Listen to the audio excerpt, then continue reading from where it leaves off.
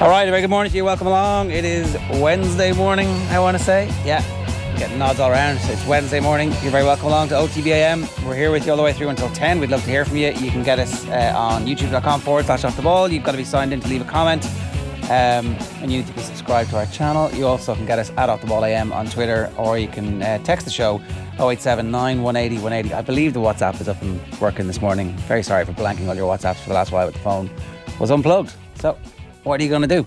Anyway, Kathleen is here. Kathleen, good morning to you. Good morning. And Shane is here. Shane, how are you? Morning, how are things? Kathleen, back top of the table for the Arsenal fans this morning. Yeah, we're definitely still going to win the title. Yeah, last night was a strange one. I kind of had this weird sense of deja vu when we were 3-0 up and then all of a sudden Chelsea got a goal back and I was like, please tell me it's not happening again. Thankfully it didn't, but yeah, back top of the table. Not sure. I don't really feel anything about it, to be honest. I just feel a bit numb to it all at this stage. It's not much of a surprise beating mid-table mediocrity at home, is it? I do think the whole world thought when it went 3-1 briefly going, if it was any team other than Chelsea, you'd give them a chance of getting back into this game given what's happened recently. But yeah. The fact that it was Chelsea under this manager, they're so disastrous. I mean, even look at Aubameyang's play last night alone, like 9 touches, 4 of those from kickoffs off at half time. Like, that's incredible. First start since the reverse fixture back in November. It did feel a little bit like Frank Lampard was like, who am I going to pick? There's a thing in football where you always score against your former team. Yeah. So, but come on, I know you've and he has a little bit of beef with Arteta. I'll stick him on and hopefully he'll do something. Yeah. And that very much was not the case whatsoever. I think Arteta may have tried that a little bit as well with Jesus and Zinchenko and stuff in the City game, and we all saw how that went. So I don't know how much stock we can actually put in that theory after the last week or so. I don't think Arteta was doing that. I think Arteta has no one else to play at that level. I do think that Frank Lampard is like such a... He's washed up as a football manager after this. Like, there's no... I don't think there's any coming back from this. No. Do you know the way that everybody's like, oh, what's there to lose from this? They're as bad as they could be under Graham Potter. Turns out things can always get worse. Imagine thinking Frank Lampard is a better option than Nagelsmann because he knows the club and is a club legend. What a horrific decision. But the Chelsea board have Frank made... Lampard will land on his feet. Mark my words, this will not be the end of Frank Lampard. I think it is. I don't know. I just think he's gotten this far. He's like a cat. He always lands on his feet, and for some reason he'll find some job. He'll go away for a little while. He'll come back. He'll like keep putting that narrative out there of like, oh, Chelsea were not that great. It also depends on what Chelsea do, I suppose, in the summer and like how they start the next season. But I don't know. I always feel like he'll resurrect somewhere. Not in the Premier League though. No, probably not in the Premier League. But like, I wouldn't be surprised if he went away, played at a lower league managed a lower league for a couple of years and then all of a sudden started creeping his way back into the Premier League. Totally would not be surprised. An ego now. The only way to recover from this is to get involved with the England underage setup, and I can see a way back there. So, you know, Frank could easily navigate his way through the FA hierarchy and end up in the England job at some point in the future, but I can't see any... look, in fairness, there are so many sackings. We say there's only 20 jobs in the Premier League, but actually there's probably about 48 jobs over the course of a season. And so maybe he gets another caretaker opportunity at the end of a season for somebody who's completely batshit crazy in terms of the owners. But at the moment, you can't see anybody giving Frank a gig on the back of the absolute racket ruin that this has been.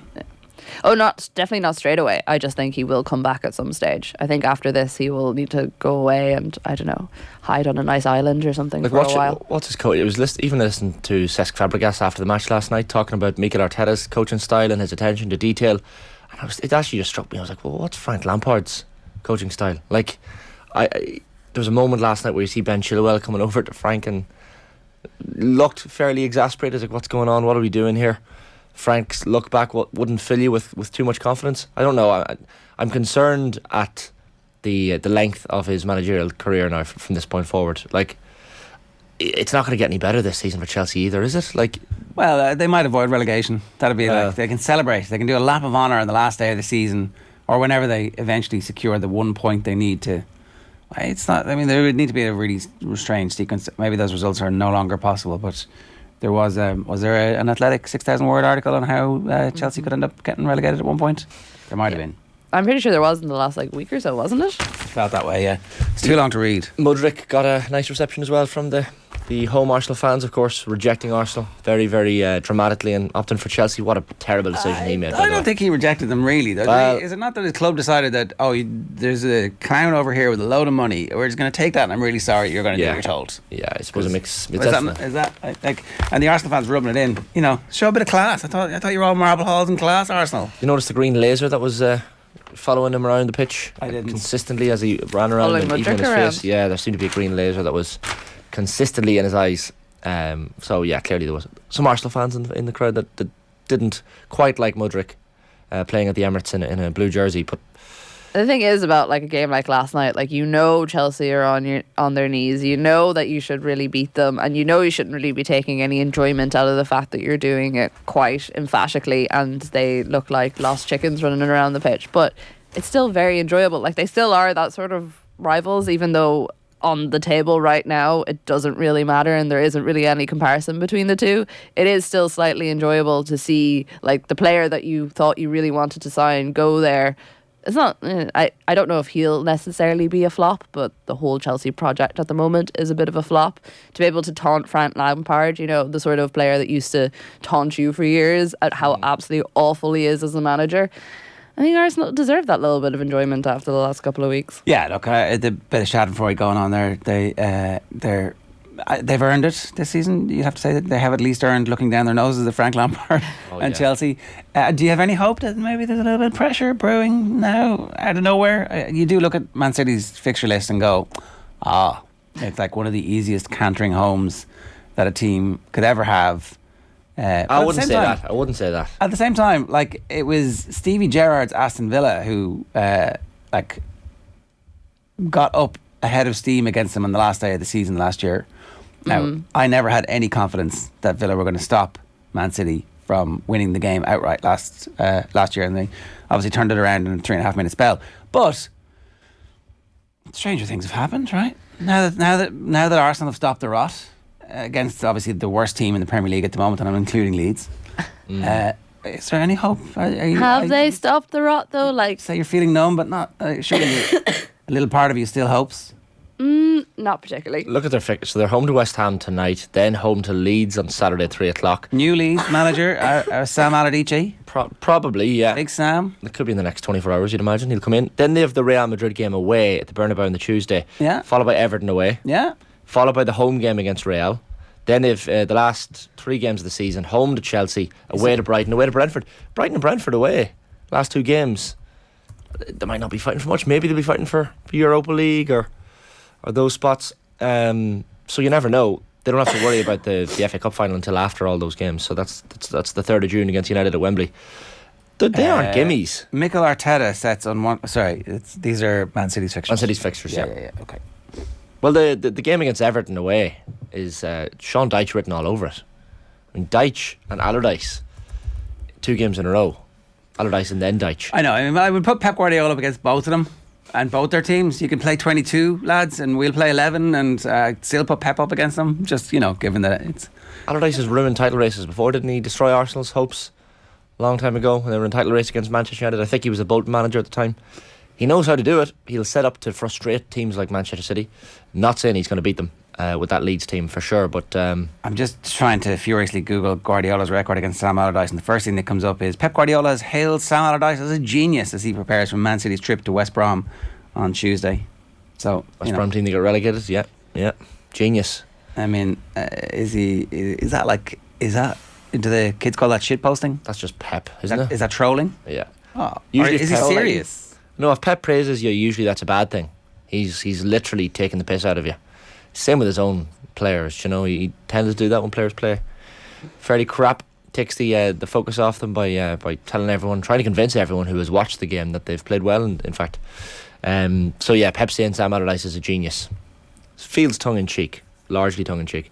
I actually can't believe Leeds are going for Sam Allardyce. You've got 4 games left in your season.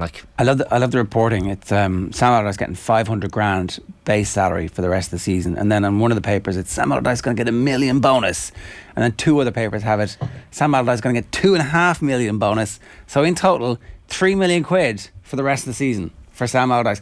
Actually, you know what? I've changed my mind. Pep Guardiola's correct. Sam Allardyce is a genius. Someone said yesterday, Sam Allardyce wants the job apparently. No shit. Of course he wants the job. Look at the money involved here. He's got 4 games to do it. I'm surprised they didn't go with Michael Scabala for the remainder of the season as interim.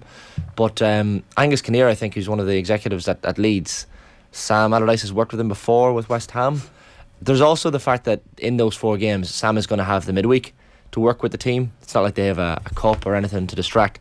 So we will actually have the week between matches to work with the team, and I guess... I wonder, does Sam Allardyce just have like a big red phone in the corner of his house, and whenever it starts ringing, he's just like, the money's coming. I know it's coming. Well, he has been in a job since that West Ham one, which is a couple of years ago. I was going to say he's bided his time, but I think, in fact, he just hasn't had the calls. I mean, it's... Who wanted him between then and now? His last job literally took West Brom to the Championship.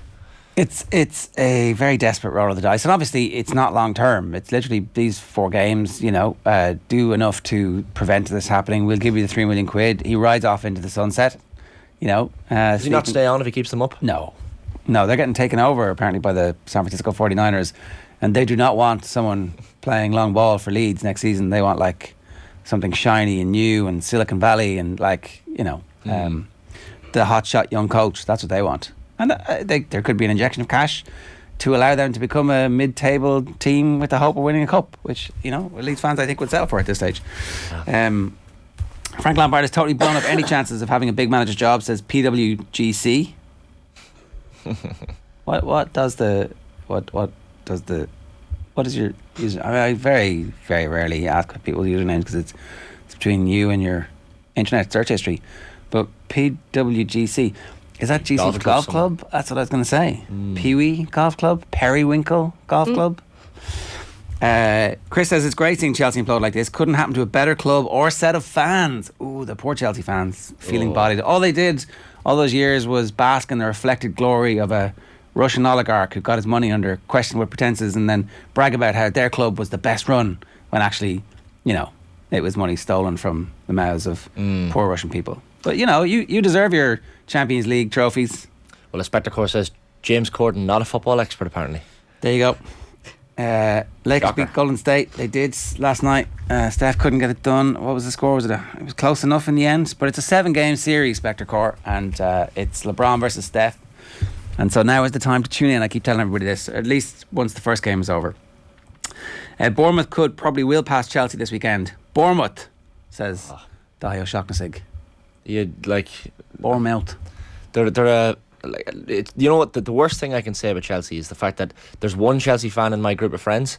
We have a group on social media that we chat back and forth on WhatsApp, and it was only last night that one of the lads wrote in and tagged Jimmy. Jimmy's his name. Shout out, and said, Jimmy, you're getting away awful lightly the last number of weeks. We actually haven't been abusing him. If it was any other club, we'd be abusing them, but because things are so bad at Chelsea, I think people felt a little bit wary and conscious of slagging off a Chelsea fan. But yeah, last night we were like, well, we have to lean in here. So if there's any Chelsea fans in your friend group, let them know. I mean, this doesn't happen too often. They could be back next year. They could offload a few of the bits of deadwood and bring in a decent new manager after Lampard. So if you have a Chelsea fan in your life, let them have it for a little number of weeks. I feel like Chelsea fans are never that fun to actually tease about things because they don't care. They don't really bite back in the same way. I don't know, if I think of all the Arsenal rivalries, Spurs always get something out of Spurs, United, Liverpool, whoever it is. Chelsea, there's not the same sort of, and maybe that's just because they've thought they've been better than us for a while, but so have all those other teams, so I don't really know what it is. Someone said they've won 19 trophies, Chelsea, since Arsenal last won the league. Which just serves to highlight last night and the gulf that's happened since. You'd be concerned if you're a Chelsea fan for sure. A couple of other things we should talk about. The Women's Nations League draw has been made, right? Yes. You can get promoted. We're in Tier 2. You can get promoted to Tier 1 if we win the group. We've got Northern Ireland, Hungary and Albania. But this isn't as convoluted as the men's. If you win your group, you're not automatically through to the Euros? No, so it still is pretty convoluted in that there's a whole Nations League that's going to happen before we go properly into the Euros qualifiers. So we'll technically, hopefully, by the group that we've drawn there, we should be in Tier A by the time the 2025 qualifiers come around. So yeah, the 4 group winners in League A go straight into the Nations League final, and then group winners in Leagues B and C are automatically promoted. So what we're hoping is we beat Northern Ireland, Hungary and Albania, which we definitely should do, and then go straight into League A, and then go into the qualification process there for the Euros, where it's much easier. You have a lot more opportunities and a lot more playoff fixtures to actually qualify for the full thing. So will there be separate Euro qualifiers after the League B? Yeah, so we have the Nations League starts initially this September, and then after that another league stage takes place. Oh, so there's a second league stage and then the Euro qualifiers? Yeah, where each team plays each other home and away, and then the 4 group winners and the 4 runners-up from League A automatically qualify for the final tournament, and then there's 2 rounds of 2-legged playoff ties for the remaining ones. Sorry to ask, right, but there'll be League A happening while League B happens, right? Yeah. And so that's irrelevant, the winners of that, though? So then, that's the thing. So there's loads of different pathways. So you can win League A twice? No. So if you win League A the first time around, that's just Nations League. That doesn't... No qualifier? No qualifier. That's basically to get your positioning for the actual Euros qualifiers. So say we play this first round, we play this first Nations League, and the teams in League A will contest to win the Nations League trophy. Okay. And the winners of that will qualify for the Paris Olympics. The winner and the finalist qualify for the Paris Olympics. Okay. And then there's another round of the exact same thing, except the teams in the leagues will have changed. So there is promotion and relegation in that first round. And that second time around... And the second time around... There are property places for the Euros on offer, and then after that there's European qualifiers. Yeah. And then it's basically the exact same process for the World Cup after that. So there's loads of games, which is obviously better. Yeah, well, hopefully. I mean, there's been a lot of talk about this FIFA global calendar over the last couple of years, and a lot of the big European clubs, we've seen the issues with releasing players ahead of this World Cup, are not massively happy with the calendar change. And like when this was announced, clubs were really, really unhappy with it. So it's going to be interesting to see how that is navigated over the next couple of years, because they don't want players playing more. I mean, you even look at the news last week about Leah Williamson doing her ACL, Frank Kirby last night also out with a knee injury for the foreseeable future. Teams are worried about that side of things, so I don't really know how they're going to work it, but it is good for, say, smaller countries like ourselves who are looking to build up momentum and get that sort of international experience. So Frank Kirby plays for England. Leah Williamson's their captain, already ruled out. Looks like Beth Mead's going to be out as well. England kind of decimated by injuries at the moment? Oh, completely. Like, their whole back line is completely gone at the moment. Millie Bright should be back in time for the World Cup. Not entirely certain. Lucy Bronze is also out with a knee injury at the moment. She had keyhole surgery there last week, I think it was, who also should be back in time, but not a certainty. You know, you never know what complications of these things. Right. Basically, 5 of the starting 11 that won the Euros are all out with knee injuries at the moment. Okay. Are other countries suffering similarly, or is it just England? England have been particularly badly hit, but definitely other countries are. So like, say, France are missing Marie Antoinette Katoto. She's been out since last Euros. There's possibility she'll be back in time for the World Cup. Diani as well, who's top scorer in the French league. Obviously Alexa Putellas has just come back for Barcelona.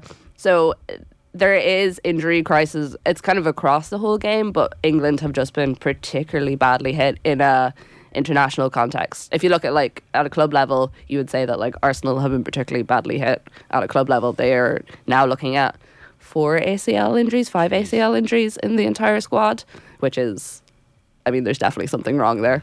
Will the Dutch be missing Miedema? Presumably she's not. No, her and Beth Mead are definitely not making the World Cup, 100%. And because Miedema's injury came after Mead's as well, and Mead was already on like a time crunch to come back. If you think about it, like Putellas has just started playing and she injured hers right before the start of the Euros, and she came back relatively quickly. Right. From FIFA's perspective, it's a lot of players that would have been on the poster for the tournament, the literal posters for the tournament, that can no longer be. So it's a massive blow for the tournament itself. It is, but it was the exact same thing though that happened with the Euros last summer. You know, you lost Putellas on the eve of the tournament starting. Like, Katoto went during the middle of the tournament. So, like, Miedema had COVID for 10 days of the tournament. So many major players suffered, and in some ways, like there had been enough hype built up around it at that stage that it didn't actually really matter, and you got to see quite a few incredibly good young players, which was interesting because a lot of these teams, you know, they rely on their Miedema's and their Meads and stuff, and I think that's potentially why England did do so well at the time as well, because they were the only team that went through the whole thing with a pretty set starting 11 that didn't change at all, because they were so fortunate with injuries, and that's the running joke now, is that they used up all their luck at the Euros and it's totally gone for the World Cup. But there's still, like, especially with the World Cup, there's still so many star names in there. I mean, you take the Netherlands and the US teams alone, and you have some of the greatest players ever playing at the moment. So I'm still excited for it.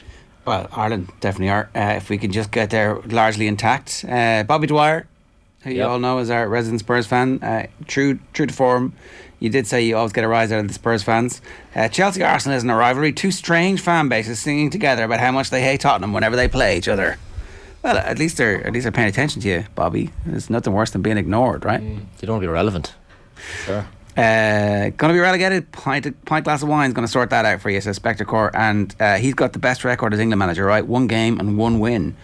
I did wonder, is there a chance that Frank Lampard ends up having the worst managerial record at this stint at Chelsea of any manager ever in the Premier League? Because he hasn't been fired yet after, is it 7 defeats in a row? 6 defeats. Six defeats in a row. So, like, how many does it get to before they're like, what are we doing? Was it Frank de Boer at Palace that time? How many did he have? He had a shocking run. It wasn't 12, was it? Is 12 the record? Come on, Frank, you can get to 12. Although there's not enough games left in the season. I was going to say, if there was more time left in the season, he probably could. They can't sack him before the end either. Although, could he get to it with... Oh no, because there's not really any other games left. I was going to say if there was other competitions that they were still in. As soon as the season is over, they're like, thanks very much. Oh yeah. We'll follow up with tickets for your box. No problems. Yeah, anytime. Yeah, the board had 77 days without scoring a single league goal. At least Lampard has scored a couple of goals, 2 goals, I think. Yeah, well, but how many defeats does it say? I'm trying to find out how many defeats. Now, ironically, De Boer replaced Sam Allardyce at Palace. So the world just keeps going around in circles. I'm trying to find out how many defeats exactly he had, but I'll find that out. But yeah, if he can keep going, Frank, if he can just keep going, being this crap, you never know. It could be a record breaker. Could be in pub quizzes across the country and across the world for years to come. Any OTB AM fans who want to go and meet Bobby Dwyer in person, there's an impromptu meetup at the Roadshow tonight, which is happening in the Mansion House. It's turned into a bit of a Manchester United special, although I do believe there's a special guest as well. Yeah. Soonest is confirmed. Graham Soonest is going to be there, who has just stepped down from Sky, so good opportunity to hear him talk about the value of punditry, which has obviously been in the public's consciousness after Brawley's piece of the weekend, tearing into the anodyne nature of the TV punditry that we're getting at the moment. So if you've got views on that, we'd love to hear from you. But anyway, if you want to meet Bobby, you can head along to the Mansion House tonight. And 117-112, the Lakers beat the Warriors last night. But as I said, best of 7. So Frank de Boer only in those 77 days managed Palace for 5 games and 4 league games, and they were all defeats. Frank's already ahead. Score, yeah. So what is the record? We'll look that up for you. Something else that happened last night. I think most of you might have seen this on Twitter. Irish Football Picks are the ones who brought it to our attention. At Irish_picks, they found an interview with Stephen Ireland, which is remarkable. Have a watch. It's really tough again because there's a lot of players I played with, and then there's players names you'd expect him to be good and they weren't when I was with them. Same with playing against, I played against huge names, and on the day they never kind of got the better of me, or I never played against them going, wow, these were incredible. They never actually done anything. Any examples of that? Steven Gerrard, for example, Frank Lampard, every time I played against them, I've always got the better of them. Even though they're incredible players, but on the day, I can only go from that. I can turn around and say they're great players. Paul Scholes, all these guys are great players, but I've never had a game where I thought, God, I'm out of my depth. That was never the case. Eden Hazard was incredible to play against, absolutely frightening. playing with Sean Wright-Phillips was fantastic. I loved playing with him. Robinho was very, very good. Vincent Kompany was good at the time, I suppose. That year where I got my best player of the year at Man City, we had a really good squad and everybody played out with their skin. But I was just better than everybody in that season, but all the other guys were top as well. I probably wouldn't have got that award or played the way I did without those guys as well, of course, raising their games. So yeah, it's not one person jumps out at me. Yeah, I mean, everybody's perception of reality is their perception of reality, and who the hell are we to argue with their perception of reality? Although obviously the commenters on the tweet. So this has originally come from RH Elite Coaching, which you can follow on TikTok.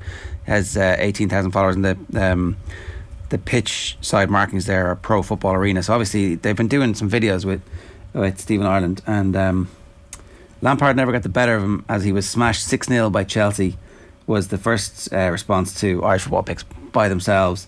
And maybe he got taken off after an hour, so maybe he didn't get the better of him really. It was only 4-0 when Stephen left and it finished 6-0. And then somebody else says, another quick check of his record against Liverpool and Chelsea: 1-2, drew 8, lost 18.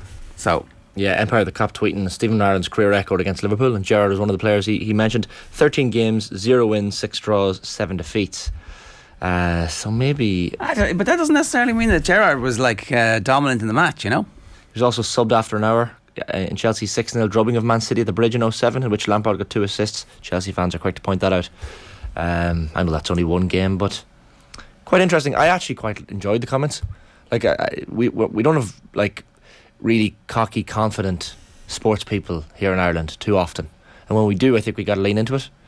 I love this. Whether he's deluded or not, Stephen Ireland here, I'm just go for it. He did appear on TalkSport afterwards to say, when I played against them personally, I never got into the changing rooms afterwards and thought, wow, they were incredible, or they handed my arse to me. I always felt I competed well enough against them in that moment in the game. Of course, at the stages of their careers compared to mine, you can't even compare. It's day and night, of course. I mean, he did go on to say, I played against Messi in a friendly. He wasn't very good. I never lost to Ronaldo. I like the way he's clarifying and at the same time kind of digging down on what he said as well, which is kind of fair enough, is it not, to take on some of the best players in the world and come off the pitch and be like, just into it. Messi played that friendly against Ireland, wasn't very good. He was showing up for Argentina because that's what he did, and he didn't, at the time he was at a stratospheric level, and so did he really care about the opening of the new Lansdowne Road? I'm not really sure that was one of the highlight of his career. Exactly. I'd say if you were to do you remember that game? He's like, no, do not remember that game. He gave some credit to Eden Hazard. He also said Rooney was ridiculous. Him and Thierry Henry just had this aura about them. Modric was ridiculous too. So a few players got a nice little shout. You know what? I think that maybe if you were to put in a pecking order, are Modric and Rooney and Hazard way better players than Lampard and Gerrard? I think you'd find a lot of support outside of Liverpool and Chelsea for that. Yeah, for sure. The vastly overrated English players who are like, these are the first ones through to the Hall of Fame in the Premier League because they're English. I don't think Stephen Ireland's point was I was a much better footballer than Lampard and Gerrard. Maybe in his head it was, but I think what he was saying was I never feared coming up against them, and I never felt completely dominated by them in a match, which I think, if that's what he believes, and that's the truth, then let him believe it. My response to this is not to laugh at him for saying that. My response to this is to go, isn't it terrible that his career didn't reach the heights that it could have done for various reasons? Part of it's self-inflicted and part of it's injury, and it's like maybe if his mindset had not been to go in and be like, I played really well after a 6-0, if his mindset had been, why didn't everybody else play as well as I did, maybe we wouldn't have been beaten 6-0, then things might have been different for him. But apparently he's doing great work now, helping kids to become Premier League footballers, so we shall see what the next act of Stephen Ireland's football career is. But that's obviously old, right? It's obviously, do we know when that happened? He clarified it yesterday, I think. All right, so it's recent enough. I think it is recent. Yeah, the clarification was from TalkSport last night, so I think it must have just gone viral. Okay. OTB AM with Gillette Labs. Got the ultimate shave or your money back. Neon Night edition is available now.